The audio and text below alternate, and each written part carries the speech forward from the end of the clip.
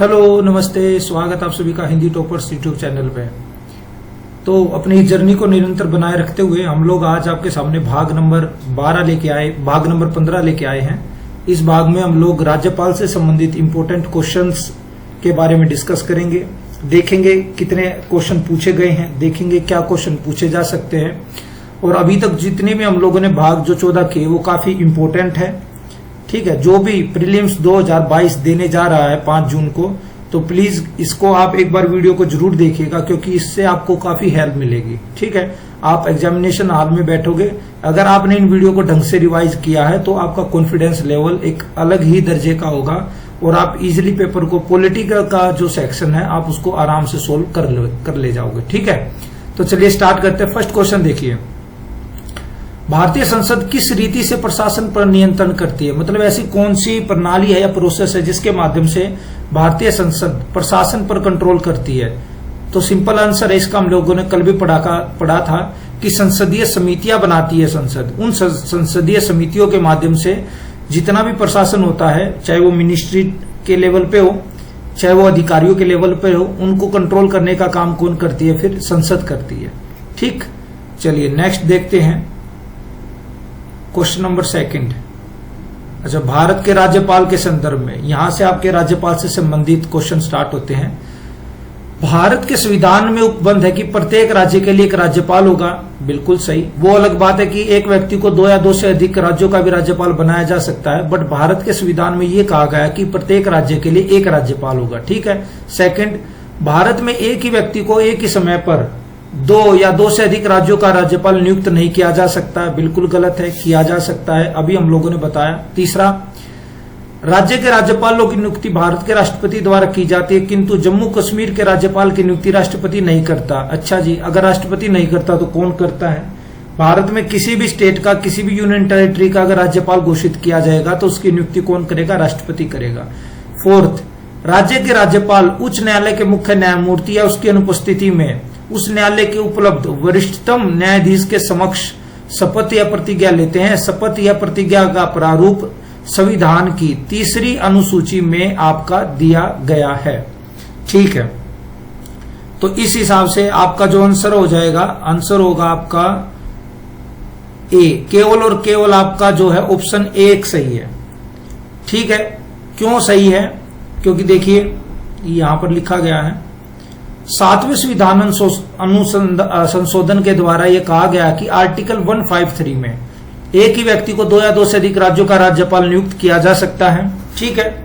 इसके बाद, राज्य के राज्यपाल उच्च न्यायालय के मुख्य न्यायाधीश के समक्ष और उनकी अनुपस्थिति में उस न्यायालय के उपलब्ध ज्येष्ठतम न्यायाधीश के समक्ष शपथ या प्रतिज्ञा लेंगे, और इसका जो प्रारूप है वो आपका आर्टिकल 159 में ही इसके बारे में बताया गया। इसके बारे में जो संविधान की 3री अनुसूची है उसमें कुछ भी मेंशन नहीं किया गया। तो राज्यपाल की जो शपथ होती है उसका जो उपबंध है, उसका जो प्रावधान है वो आपका आर्टिकल 159 में ही किया गया है। इसका 2री या 3री अनुसूची से कुछ भी लेना देना नहीं है। ठीक है, इस हिसाब से इसका आंसर हो जाएगा केवल और केवल 1। पहला ऑप्शन ठीक था आपका। क्वेश्चन नंबर 3 देखिए, भारत के राज्यपाल के संदर्भ में निम्नलिखित में से कौन सा सही नहीं है? अच्छा, नहीं है के बारे में हमें देखना है। पहला, राज्यपाल नियुक्त होने के लिए न्यूनतम आयु 35 वर्ष होनी चाहिए तथा उसे जन्म से भारत का नागरिक होना चाहिए। ये तो गलत है। अमेरिका में ये प्रावधान है कि जन्म से वो वहां का नागरिक होना चाहिए, बट भारत में आप नागरिकता ग्रहण करके भी यहाँ का राष्ट्रपति, प्रेसिडेंट, प्रधानमंत्री, राज्यपाल बन सकते हो। तो ऐसा कोई भारत में बाउंडेशन नहीं है, तो पहला ही गलत हो गया। बट बाकी ये भी देखिए, राज्यपाल अपने पद ग्रहण करने की तारीख से 5 वर्ष तक पद धारण करेगा। पद की अवधि समाप्त होने के पश्चात भी तब तक पद धारण करेगा जब तक कि उसका उत्तराधिकारी पद ग्रहण नहीं कर लेता। ठीक है, जनरली क्या होता है कि 5 साल तक वो अपने पोस्ट पर रहेगा, लेकिन जब तक कोई दूसरा व्यक्ति आकर उसकी पोस्ट को ग्रहण नहीं कर लेता तब तक क्या होगा? तब तक वो पद पर बना रहेगा। थर्ड वन, राज्यपाल राष्ट्रपति के प्रसाद पर्यंत पद धारण करता है और भारत के संविधान में उसको पद से हटाने की किसी प्रकार की प्रक्रिया का उल्लेख नहीं है। बिल्कुल सही बात है, राज्यपाल को कोई स्पेसिफिक प्रोसेस नहीं दी गई है ना, कि भाई इस प्रोसेस से इसको हटा सकते हैं। वो क्या है, राष्ट्रपति के मन की इच्छा है। अगर राष्ट्रपति को लगता है कि राज्यपाल ठीक ढंग से काम नहीं कर रहा है तो वो उसको हटाया जा सकता है। ठीक है। डी देखिए, संविधान के अनुच्छेद 150 में उपबंध है कि संसद के किसी भी सदन का कोई सदस्य या राज्य के विधानमंडल के किसी सदन का कोई सदस्य राज्यपाल नियुक्त हो सकता है, तो राज्यपाल के रूप में पद ग्रहण करने की तारीख से उसकी उस सदन की सदस्यता समाप्त हो जाएगी। ये भी ठीक है। कोई भी व्यक्ति जो पहले से विधानसभा का मेंबर है वो राज्यपाल बन सकता है, लेकिन जैसे ही उसने राज्यपाल की शपथ ली, उसने पद ग्रहण किया, तब से ही उसकी वो पोस्ट खाली हो जाएगी। ठीक है। अब नेक्स्ट देखते हैं, क्वेश्चन नंबर 4 देखिए, राज्य के उच्च न्यायालय के न्यायाधीश की नियुक्ति राज्यपाल द्वारा की जाती है। नहीं, उच्च न्यायालय हुआ या सुप्रीम कोर्ट हुआ, उनकी नियुक्ति कौन करता है? उनके न्यायाधीशों की, वो राष्ट्रपति करता है, राज्यपाल नहीं करता। ठीक है। सेकंड, राज्य के राज्यपालों के वेतन और भत्ते संविधान की दूसरी अनुसूची के तहत भारत की संचित निधि पर, यह भी गलत है, भारत की नहीं, राज्य की संचित निधि पर भारित रहते हैं। संचित निधि पर किसकी? राज्य की संचित निधि पर। तो 1 और 2 तो स्टेटमेंट आपकी गलत हो गई है। ठीक है। इस हिसाब से अगर हम लोग देखें तो वैसे आंसर तो हमारा यहीं से आ गया, निम्नलिखित में से कोई भी सही नहीं है, बट फिर भी हम इसको देखते हैं।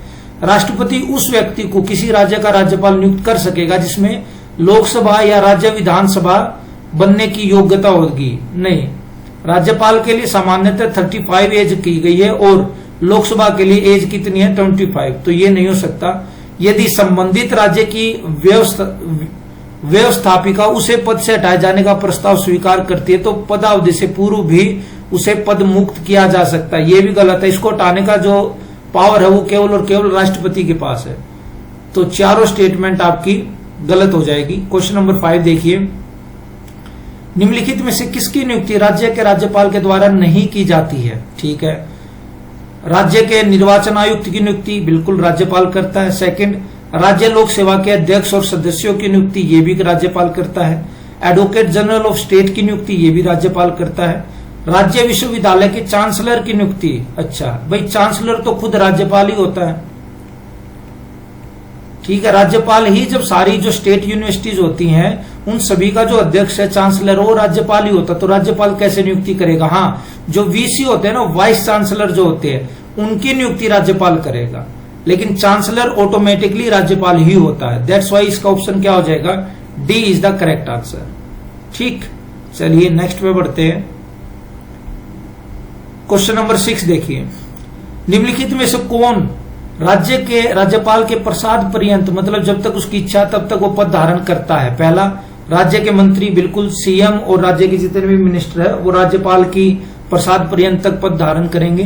राज्य का महाअधिवक्ता एडवोकेट जनरल जो होगा, बिल्कुल सही। राज्य निर्वाचन आयुक्त, ये गलत है, ये तो संवैधानिक पद हो गया ना, इसको तो आप ऐसे हटा ही नहीं सकते। राज्यपाल के पास पावर है ही नहीं इसको हटाने की। ऐसे तो मतलब ये तो इसी प्रकार का कि मान लो कोई सख्त ऑफिसर है और वो राज्य निर्वाचन आयुक्त है और वो उस पार्टी के लिए अच्छी तरीके से, पार्टी वालों को लग रहा है कि भाई ये लोग ये फेयर तरीके से काम नहीं कर रहा है और वो हटाना चाहते हैं उसको, जबकि वो अधिकारी क्या है? ईमानदार है, तो वो राज्यपाल को कहकर उसको हटवा सकते हैं। इसलिए इस पावर को मिसयूज ना हो इसलिए इसको रोका गया और राज्यपाल को ये पावर नहीं दी गई है। ठीक है। तो तीसरा गलत है। राज्य लोक सेवा के अध्यक्ष और सदस्य, ये भी गलत है। इनको जो है नियुक्त करता है राज्यपाल, बट इनको हटा नहीं सकता। हटाने की पावर आपकी राष्ट्रपति के पास है। तो 3 और 4 तो गलत हो गए, केवल और केवल आपका 1 और 2 सही है। ठीक, चलिए क्वेश्चन नंबर 7 पे आइए। राज्यपाल की शक्तियों के संदर्भ में कुछ कथन है। पहला, संविधान यह उपबंध करता है कि राज्य की कार्यपालिका शक्ति राज्यपाल में निहित होगी और वह इसका प्रयोग स्वयं या अपने अधीनस्थ अधिकारियों के द्वारा करेगा। ये सही है। वह साहित्य, कला, विज्ञान, सहकारिता, आंदोलन और समाज सेवा के क्षेत्र में ज्ञान रखने वालों को विधान परिषद के लिए मनोनीत कर सकेगा और यह संख्या विधान परिषद के कुल सदस्यों की 1/6 भाग होगी। ये भी सही है। थर्ड, वह राज्य की विधानसभा में 2 आंगल भारतीय सदस्यों को मनोनीत कर सकता है। ये गलत है, केवल 1 को कर सकता है ना, 2 को नहीं कर सकता, केवल 1 को कर सकता है। इस हिसाब से तीसरी स्टेटमेंट आपकी गलत है और सी इज द करेक्ट आंसर। 1 और 2 आपकी सही है। जैसे राष्ट्रपति क्या है, राज्यसभा में 12 सदस्यों को नॉमिनेट कर सकता है, वैसे ही जो राज्यपाल है वो 1/6, जितनी आपकी संख्या उसका 1/6 मेंबर जो होगा उसको नॉमिनेट कर सकता है राज्य की विधान परिषद में। ठीक है। क्वेश्चन नंबर 8 देखिए, राज्यपाल के अध्यादेश जैसे राष्ट्रपति के लिए 1, 2, 3 में अध्यादेश की बात की गई है, वैसे ही राज्यपाल के लिए 2, 1, 3 में अध्यादेश की एक पावर दी गई है। तो संविधान के अनुच्छेद 1, 2, 3 के तहत राज्य के राज्यपाल को अध्यादेश जारी करने की शक्ति, गलत, 1, 2, 3 नहीं आएगा, 2, 1, 3 आएगा, एक गलत हो गया। दूसरा, राज्यपाल किसी भी समय अध्यादेश को वापस ले सकता है, बिल्कुल राइट है। 6 माह की समाप्ति पर अध्यादेश परिवर्तन में नहीं रहेगा यदि उससे पहले राज्य के विधानमंडल द्वारा स्वीकृति न मिली हो। 6 माह नहीं आएगा, यहां पर 6 सप्ताह आएगा, ठीक है। तो इस हिसाब से तो आपका केवल और केवल 2 स्टेटमेंट सही है, दूसरी स्टेटमेंट सही है और बाकी आपकी दोनों गलत है, ठीक। अब देखिए, अब क्या धीरे धीरे हम लोग क्या करें, हमारी स्पीड को बढ़ा रहे हैं, क्योंकि हम लोगों ने जितने पहले क्वेश्चन डिस्कस कर चुके हैं ना, ये सारी चीजें उनसे मिलती जुलती है। ऐसा कुछ नया नहीं है कि जो हम लोग कुछ नया देख रहे हैं, बस नाम बदल दिया है। राज्यपाल पहले हम लोगों ने राष्ट्रपति पढ़ा, उससे मिलती जुलती पावर ही राज्यपाल की, कोई ज्यादा बिग डिफरेंस नहीं है। 1-2 माइन्यूट सा कुछ डिफरेंस है, वो हम लोग डिस्कस करते हुए चल रहे हैं। क्वेश्चन नंबर 9 देखिए, विधायी शक्ति के संबंध में राज्यपाल राज्य विधानमंडल का अंग होता है, उसी प्रकार जैसे राष्ट्रपति संसद का अंग होता है। बिल्कुल सही बात है। जैसे संसद कोई कानून पास करती है तो वो कानून तब माना जाता है जब राष्ट्रपति उसके ऊपर साइन कर देता है। सेम कंडीशन यही कि राज्य विधानसभा कोई प्रस्ताव पास करती है तो वो कानून तब माना जाएगा जब उसके ऊपर राज्यपाल साइन कर देगा, ठीक है। तो पहली स्टेटमेंट राइट। राज्यपाल के पास आपातकालीन शक्तियां नहीं है, ये भी सही है भाई। राष्ट्रीय आपातकाल, आपका राष्ट्रपति शासन, वित्तीय आपात, क्या ये चीजें लगा सकता है राज्यपाल? नहीं लगा सकते। थर्ड वन, समाधान शक्ति के मामले में राज्यपाल और राष्ट्रपति की शक्ति एक समान है, ये गलत है। देखिए, जो राष्ट्रपति है वो आपका मृत्युदंड को माफ कर सकता है। दूसरा, सेना की कोर्ट ने अगर कोई किसी व्यक्ति को एक्यूट घोषित कर दिया, उसको मुजरिम साबित कर दिया, कोई सजा दी है, तो उसको बिल्कुल फ्री कर सकता है। ये है आपकी पावर किसकी? राष्ट्रपति की। लेकिन राज्यपाल के पास सैन्य कोर्ट के मामले में किसी प्रकार की पावर नहीं है। तो इस हिसाब से आपका 1 और 2 स्टेटमेंट ही आपकी राइट है, ठीक है। तो तीसरी आपकी यहां पर गलत हो जाएगी। देखिए, ये लिखा हुआ अनुच्छेद 72 के तहत राष्ट्रपति को समाधान की शक्ति है, जबकि राज्यपाल को 161 के तहत समाधान की शक्ति है। राष्ट्रपति मृत्युदंड को क्षमा कर सकता है, किंतु राज्यपाल को यह शक्ति प्राप्त नहीं है। अन्य सभी मामलों में राज्यपाल किसके बराबर है? राष्ट्रपति के। नेक्स्ट देखिए, किसी राज्य के राज्यपाल की विधायी शक्तियों के संदर्भ में निम्नलिखित कथनों पर विचार कीजिए। पहला, राज्यपाल राज्य विधानसभा को बुला सकता है, उसके एक सेशन का एंड करके दूसरे सेशन का स्टार्ट करवा सकता है, बिल्कुल सही। और उसे पूरी तरीके से भंग भी कर सकता है, डिसॉल्व कर सकता है सरकार को, ये पावर है राज्यपाल के पास। दूसरा, राज्यपाल राज्य विधानसभा की बैठक को स्थगित कर सकता कुछ टाइम के लिए, ये गलत है। ये किसके पास पावर होती है? जो आपका विधानसभा का अध्यक्ष होता है। जैसे लोकसभा में लोकसभा अध्यक्ष के पास ये पावर है, राज्यसभा में राज्यसभा सभापति के पास ये पावर है, उसी तरीके से विधानसभा के मामले में विधानसभा अध्यक्ष के पास ये पावर है। तो दूसरी स्टेटमेंट रोंग होगी। तीसरा देखिए, राज्यपाल नवनिर्वाचित विधानसभा के प्रथम सत्र में अभिभाषण करता है, बिल्कुल राइट। फोर्थ, राज्यपाल वार्षिक बजट को राज्य विधानसभा में रखवाता है, ये भी सही है। राष्ट्रपति भी बजट को रखवाता है। राष्ट्रपति भी जब पहला नई लोकसभा चुन के आती है तो पहला भाषण राष्ट्रपति देता है, ये भी सही है। तो 1, 3 और 4 B is the correct answer. 2 आपका गलत हो गया, ठीक है। और ज्यादा इसमें डिटेल है नहीं। नेक्स्ट देखिए, राज्य का राज्यपाल निम्नलिखित में से कौन सी परिस्थिति में अध्यादेश जारी कर सकता है? सेम वही, राष्ट्रपति कब अध्यादेश जारी कर सकता है? जब 2 में से लोकसभा या राज्यसभा में से कोई एक सदन या तो सत्र में ना हो या अपनी कार्यवाही को ना कर पा रहा हो, तो ऐसी कंडीशन में जो राष्ट्रपति है वो अध्यादेश लागू कर सकता है। सेम ऐसी ही कंडीशन राज्यपाल के पास भी होगी। पहला, जब केंद्र सरकार उसे करने के लिए कहे नहीं, इस ये कोई पावर नहीं है, ऐसा नहीं कर सकते। जब राज्य में कानून एवं व्यवस्था की समस्या हो, ऐसा भी नहीं कर सकते। ये देखिए, जब भी राज्य की विधानसभा सत्र में ना हो और राज्यपाल संतुष्ट हो कि ऐसी परिस्थिति विद्यमान है जिसके कारण तुरंत कार्यवाही करने की आवश्यकता है, इसके लिए राज्यपाल अध्यादेश घोषित कर सकता आर्टिकल 213 के अनुसार, ठीक है। कि भाई कोई इमरजेंसी है और मेरे को तुरंत इसके ऊपर कोई एक्शन चाहिए, कोई कानून चाहिए, तो आप इसके लिए क्या लाओ? अध्यादेश लाओ, ठीक है। तो ये सही स्टेटमेंट हो जाएगी आपकी। क्वेश्चन नंबर 12 देखिए, किसी राज्य का राज्यपाल निम्नलिखित में से किन प्रतिवेदनों को राज्य की विधानसभा के समक्ष प्रस्तुत करता है?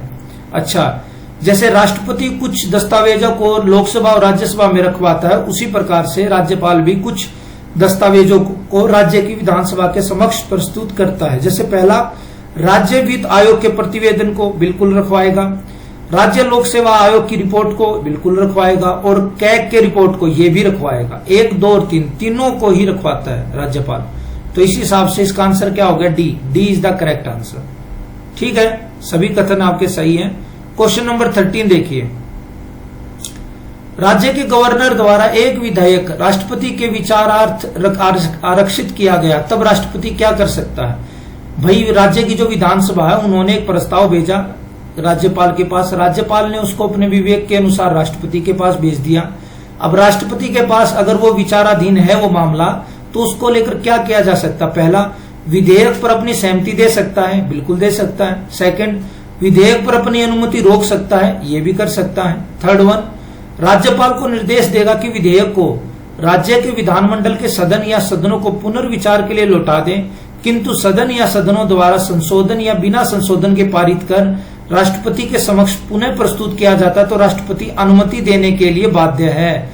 जी बिल्कुल नहीं, गलत है, बाध्य नहीं है। ये क्या कह रहे हैं कि राष्ट्रपति क्या कर सकता है कि राज्यपाल को ये कहेगा कि आप इस विधेयक को दोबारा राज्य विधानसभा के समक्ष आप रखो। अब यदि राज्य विधानसभा उस जो प्रस्ताव रखा गया उसको किसी संशोधन के साथ या बिना संशोधन के साथ दोबारा राज्यपाल को भेज देती है और राज्यपाल उसे दोबारा राष्ट्रपति को भेज देता है, तो राष्ट्रपति क्या अब की बार उसके ऊपर सिग्नेचर करने के लिए बाध्य है? तो आंसर गलत हो जाएगा। लोकसभा के मामले में राष्ट्रपति बाध्य है, राष्ट्रपति को करना पड़ेगा, लेकिन राज्यपाल बाध्य नहीं है। तो 1 और 2 केवल 2 ही स्टेटमेंट सही है, तीसरी स्टेटमेंट आपकी गलत है। ठीक, चलिए क्वेश्चन नंबर 14 देखिए, राज्य विधानमंडल द्वारा पारित विधेयक उसकी विधि बन जाने पर राज्यपाल की राय में उच्च न्यायालय की शक्तियों का अल्पीकरण होगा। मतलब राज्य की विधानसभा कोई विधेयक लेकर आई है और वो विधेयक पास हो गया और राज्यपाल को ये लगता है कि यदि यह विधेयक कानून बन गया तो इससे क्या होगा, हाईकोर्ट की जो पावर है ना उसका मिनिमाइजेशन हो जाएगा, उसके कारण कुछ उसमें कमी आएगी। तो ऐसी स्थिति में राज्यपाल क्या कर सकता है?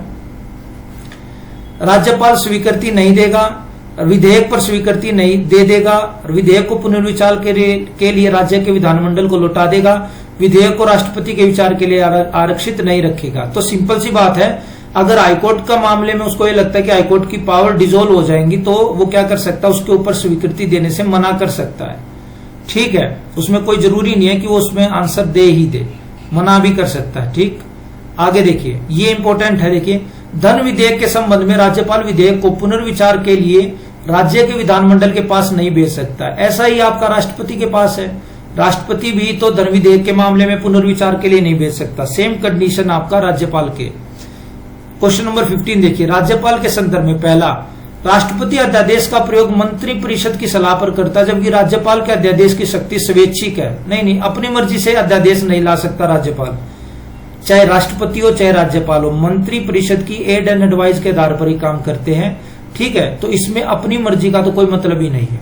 सेकंड, कोर्ट मार्शल सैन्य अदालत के तहत सजा प्राप्त व्यक्तियों की सजा को राष्ट्रपति संविधान के अनुच्छेद 72 के तहत और राज्यपाल संविधान के अनुच्छेद 1 के तहत माफ कर सकता है। ये गलत है। मैंने अभी कहा सैन्य कोर्ट के मामले में राज्यपाल के पास कोई पावर नहीं है। हाँ, राष्ट्रपति कर सकता है, राज्यपाल नहीं कर सकता। तो इस हिसाब से इसका आंसर क्या हो जाएगा? ना तो 1 सही है सर और ना ही 2 सही है, दोनों स्टेटमेंट आपकी रॉन्ग हो जाएंगी।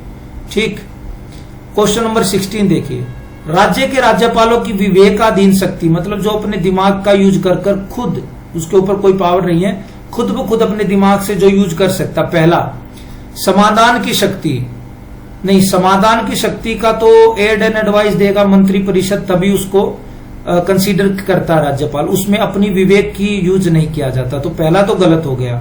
बस एलिमिनेशन मेथड से अगर हम लोग लगाते तो पहला गलत, दूसरा, तीसरा, तो बी इसका वैसे करेक्ट आंसर हो जाएगा। और सेकंड क्या, अध्यादेश प्रख्यापित करने की शक्ति, ये भी मैंने बता दिया, मंत्री परिषद की एड एंड एडवाइस पे ही करेगा। थर्ड वन, राष्ट्रपति के विचारार्थ किसी विधेयक को आरक्षित करना, ये अपनी मर्जी से कर सकता है। और राज्यों में राष्ट्रपति शासन की सिफारिश करना, ये भी राज्यपाल को अगर लगता है कि राज्य में ऐसे हालात हो चुके हैं कि राष्ट्रपति शासन को लागू करना चाहिए, ये राज्य सरकार इसको ठीक ढंग से शासित नहीं कर पाएगी, तो ये क्या है, किया जा सकता है मर्जी से। तो 3 और 4 इसकी जो स्टेटमेंट है वो आपकी राइट हो जाएगी। ठीक है। इसके अलावा स्वविवेक कार्य जो कुछ और कर सकता है, जैसे यदि विधानसभा चुनाव में किसी दल को पूर्ण बहुमत नहीं मिल पा रहा है या अचानक कार्यकाल के दौरान मुख्यमंत्री की डेथ हो जाती है, तो उसके निश्चित उत्तराधिकारी न होने पर मुख्यमंत्री को नियुक्त कर सकता है राज्यपाल अपनी मर्जी से। सेकंड, राज्य विधानसभा में विश्वास मत हासिल न करने पर मंत्रिपरिषद की बर्खास्त कर सकता है। मंत्रिपरिषद के अल्प मत में आने पर राज्य विधानमंडल का विघटन कर सकता है। ये तीनों आप अपनी मर्जी से कर सकते हैं। क्वेश्चन नंबर 17 देखिए, राज्यपाल के संदर्भ में निम्नलिखित में से कौन सा कथन सही नहीं है? ओके, नहीं है। पहला, राज्यपाल की विवेकाधीन शक्ति की चर्चा संविधान में कहीं नहीं की गई है। ठीक है। विवेकाधीन शक्ति के संबंध में राज्यपाल का निर्णय अंतिम होता है। ठीक है। राज्यपाल की विवेकाधीन शक्ति के संबंध में निर्णय को किसी न्यायालय में प्रसंगत नहीं किया जा सकता। राज्यपाल राज्य का संवैधानिक प्रमुख होने के साथ साथ राष्ट्रपति का प्रतिनिधि भी होता है। राष्ट्रपति का प्रतिनिधि होता है। कौन सा कथन सही नहीं है?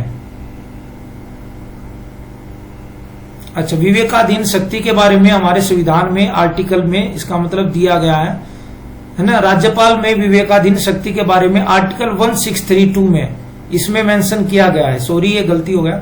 1632 में इसको दिया गया है और राज्यपाल संवैधानिक मुखिया होने के साथ साथ राष्ट्रपति का प्रतिनिधि भी होता है। ठीक है।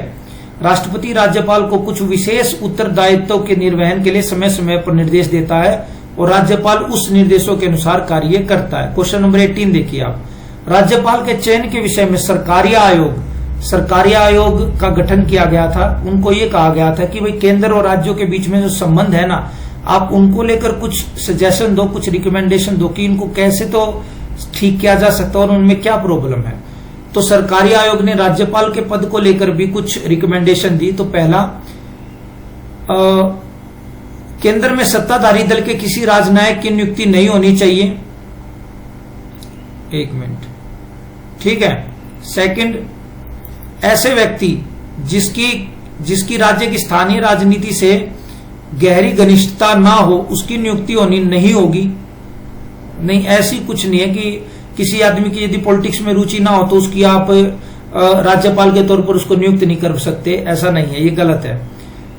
ठीक है। तो ये रिकमेंडेशन नहीं दी थी, बाकी रिकमेंडेशन दी थी। हालांकि इतना इंपॉर्टेंट नहीं है, बट आप इसमें ये याद रख सकते हो कि केंद्र राज्य संबंधों की व्याख्या करने हेतु 1983 में रंजीत सिंह सरकारिया की अध्यक्षता में एक आयोग का गठन किया गया था, जिसे सरकारिया आयोग कहा गया था और ये 1988 में इसमें अपनी रिपोर्ट रखी थी। ठीक है, बस इतना याद रखो।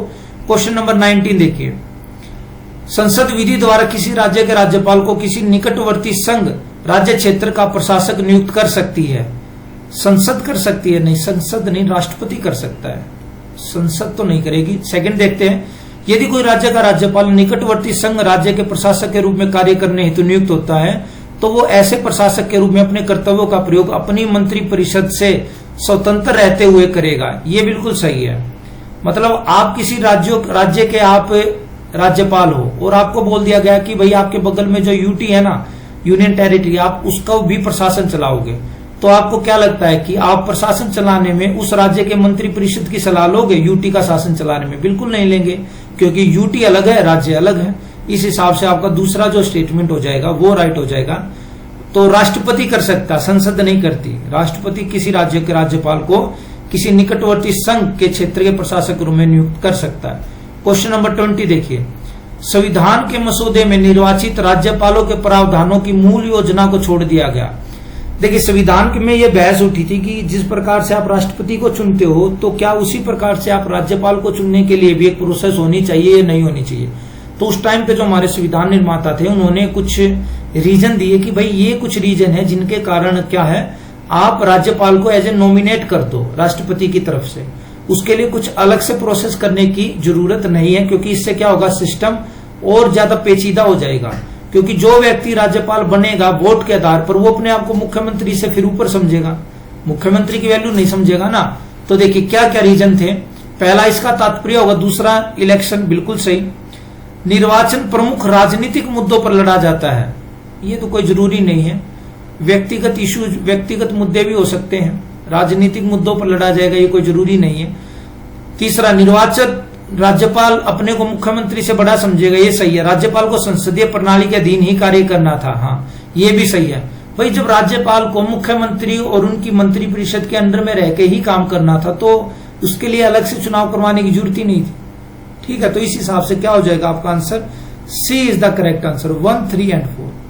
ठीक है, तो आपके ये 20 क्वेश्चन है यहाँ पर कंप्लीट होते हैं। ये आपके टॉप 20 एमसीक्यूज थे, काफी इंपोर्टेंट है। इसमें आपका राज्यपाल से रिलेटेड जितना भी इंपोर्टेंट एस्पेक्ट था वो इसमें कवर हो गया है क्वेश्चन आंसर की फेम में। ठीक है ना, देखिए ज्यादा से ज्यादा क्वेश्चन आंसर लगाइए, क्योंकि अब जो टाइम है वो रिवीजन का है और प्रैक्टिस का है। अब कुछ नया पढ़ने की जरूरत नहीं है, कुछ नया मसाला ऐड करने की जरूरत नहीं है। जो आपके पास रेगुलर आपके चाट मसाले हैं बस उन्हीं को आप रिपीट कीजिए, उन्हीं को पढ़िए, उन्हीं को दोहराइए, उन्हीं को रिवाइज कीजिए। इसके अलावा कुछ नया करने की जरूरत नहीं है। नए के चक्कर में भागोगे, पुराना भी जाता रहेगा और एक साल भी जाता रहेगा, फिर अगले साल तैयारी करोगे। इसलिए केवल और केवल पुराने पर स्टैटिक्स आपका जो पोर्शन है उसके ऊपर टिकिए और करंट अफेयर के पीछे इतना भी पागल मत होइए कि आप अपने बेसिक जो आपके स्टैटिक पोर्शन है उसको ही आप इग्नोर कर दो। क्योंकि आप कितना भी आप लगा के चलिए 60 से लेकर 65, 70 तक क्वेश्चन आपके बेसिक से ही आते हैं। ठीक है, आपको पास होने के लिए चाहिए कितने, मैक्सिमम 55 क्वेश्चन, इससे ऊपर तो कट ऑफ जाती ही नहीं। अब 55 क्वेश्चन मैक्स। ठीक है, बस इस चीज को ध्यान में रखिएगा। तो 1, 3 और 4 आपका जो है स्टेटमेंट राइट हो जाएगी। ये सेशन आपका यही खत्म होता है। तो चलिए मिलते हैं आप लोगों से कल एक नए वीडियो के साथ। तब तक अपना ध्यान रखिए, खुश रहिए, पढ़ते रहिए, स्वस्थ रहिए। Have a nice day, thank you very much.